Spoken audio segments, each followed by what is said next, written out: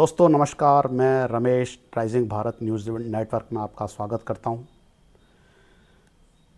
भारत में वीआईपी सुरक्षा प्रोटोकॉल महज एक औपचारिकता नहीं है, बल्कि कई दशकों के दर्दनाक अनुभवों की एक नियमावली है।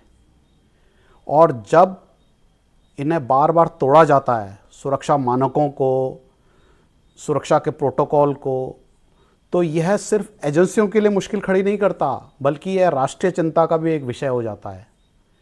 यह बात मैं क्यों कह रहा हूँ? दरअसल सीआरपीएफ ने एक रिपोर्ट जारी की है कि राहुल गांधी ने पिछले 5 साल में, यानी 2020 से लेकर 2025 के बीच में 113 बार, जी हाँ 113 बार सुरक्षा प्रोटोकॉल का उल्लंघन किया है। यानी उन्हें जो सुरक्षा का घेरा जो दिया गया है Z+ सिक्योरिटी का, उसको तोड़कर वह उसका उल्लंघन करते हैं और एक बड़ी सुरक्षा एजेंसियों के लिए बड़ी मुश्किल खड़ी कर देते हैं। यह आंकड़ा अपने आप में बहुत चौंकाने वाला है। दरअसल एक येलो बुक जारी करती है सीआरपीएफ, और उस येलो बुक का मतलब है कि उसमें Z+ एडवांस सिक्योरिटी लाइसेंस वाले व्यक्तियों को रखा जाता है, और उनकी विदेश यात्राओं या देश में जो भी उनकी यात्राएं हैं उसके लिए उनके एक प्रोटोकॉल होता है। और उसमें कम से कम विदेश यात्रा करते हैं तो 15 दिन पहले सूचना देनी होती है कि हम फलां जगह जा रहे हैं और हमारे इस तरह की व्यवस्था चाहिए। उस येलो बुक में राष्ट्रपति, उपराष्ट्रपति और प्रधानमंत्री के अलावा जितने भी वीवीआईपी हैं, उनके सुरक्षा नियमों की एक नियमावली होती है, यानी उसमें कुछ दिशा निर्देश होते हैं, उसी आधार पर उनकी सुरक्षा तय होती है। तो वीआईपी को उस नियमावली का पालन करना जरूरी होता है। गृह मंत्रालय की तरफ से ये नियम की किताब उन सभी को वीवीआईपीज़ को दे दी जाती है, ताकि वह उस किताब के अनुसार उनको फॉलो करें। इसी किताब को येलो बुक कहा जाता है। राहुल गांधी पिछले सिर्फ 1 साल में इटली गए, वह वियतनाम गए, वह दुबई गए, कतर गए, लंदन गए, और हाल ही में वह मलेशिया गए, और उन्होंने कभी कोई सूचना सुरक्षा एजेंसियों को नहीं दी।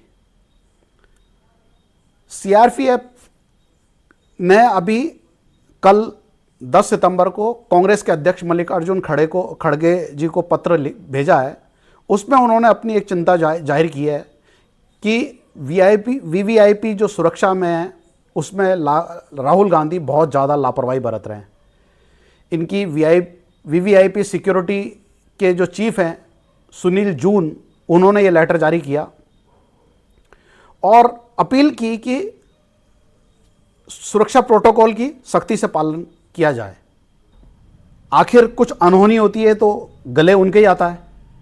तो राहुल गांधी जी, आप पर सवाल उठ रहे हैं कि क्या सुरक्षा का उल्लंघन करके शहीद कहलाने का शौक है? यह उनके आलोचक बार बार उठा रहे हैं, और इस बात पर तो बीजेपी को मौका भी मिल गया है। यह केवल कभी कभार की चूक नहीं है, यह बल्कि एक पैटर्न बन गया है, जिसने सुरक्षा एजेंसियों के निर्देशों की अनदेखी बार बार हो रही है। पैटर्न क्यों? क्या सुरक्षा में कोई राजनीति है? दरअसल राहुल गांधी अपने आप को एक जन नेता साबित करने के लिए जनता के बीच पैदल चलने की कोशिश करते हैं, भीड़ में घुलने मिलने की कोशिश करते हैं, एक सुलभ नेता की छवि बनाने की कोशिश करते हैं, और इसमें सिक्योरिटी ब्रीच हो जाता है। अभी आपने हाल ही देखा होगा, वो बिहार में वोटर अधिकार यात्रा के दौरान एक आदमी, जब वो मोटरसाइकिल पे थे, एक आदमी आया भीड़ में से और उनके चुम्मी देकर चला गया। तो ये बहुत बड़ा सिक्योरिटी थ्रेट था। एक जगह राहुल गांधी ने अपनी कार का गेट खोला, किसी ने झंडा फेंका और डंडी उन पर लगी। इसी तरह की भारत जोड़ो यात्रा निकली थी, तो उन्होंने इस तरह की बहुत अति कर दी थी। रणनीति हो सकती है, लोगों से घुलना मिलना, जन नेता का या सुलभ नेता बनने की कोशिश करना। लेकिन क्या यह सुरक्षा को ताक में रखकर की जानी चाहिए? क्या भीड़ से हाथ मिलाने के लिए अपनी और सुरक्षा कर्मियों की जान को खतरे में डालना उचित है? क्या यह जायज है? हमें यह देखना जरूरी है कि क्या हमारे इतिहास ने इसकी कीमत चुकाई, उससे हमने सबक लिया या नहीं लिया। भारत पहले भी इस लापरवाही की कीमत चुका है। इसी परिवार के 2 लोग इस सिक्योरिटी ब्रीच की वजह से ही अपनी जान गंवा चुके हैं। राहुल गांधी के पिताजी और उससे पहले उनकी दादी इंदिरा गांधी की हत्या उनके सुरक्षा घेरे में ही चूक का परिणाम थी।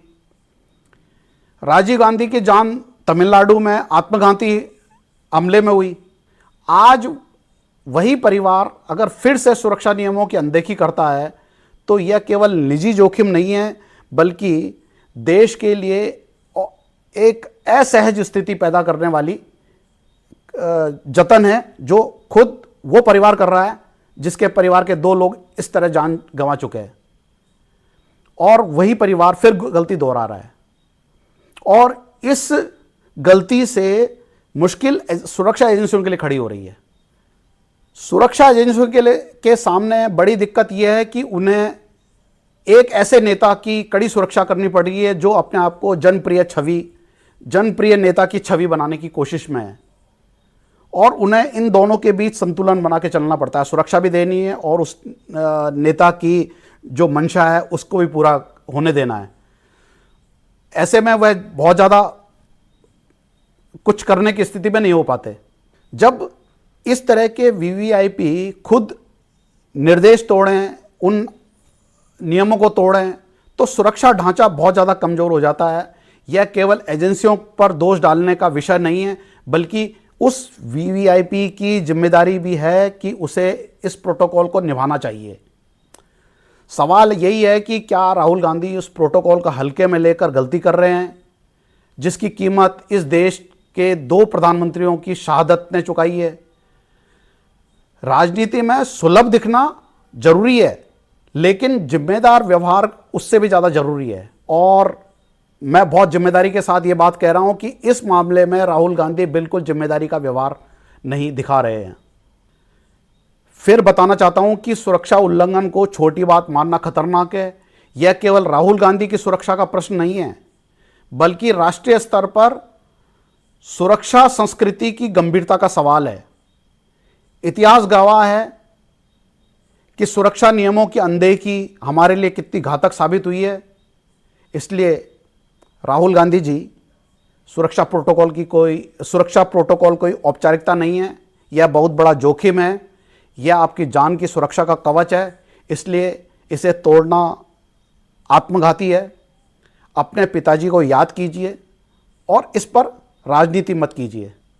बड़े क्रांतिकारी कवि हैं गजानन माधव मुक्तिबोध, शायद इन्हीं के लिए कह गए हैं कि पार्टनर, आखिर तुम्हारी पॉलिटिक्स क्या है। तो यह वीडियो आपको कैसा लगा, कृपया अपनी राय जरूर दें। इस वीडियो को लाइक करें, शेयर करें और सब्सक्राइब जरूर करें। धन्यवाद। जय हिंद।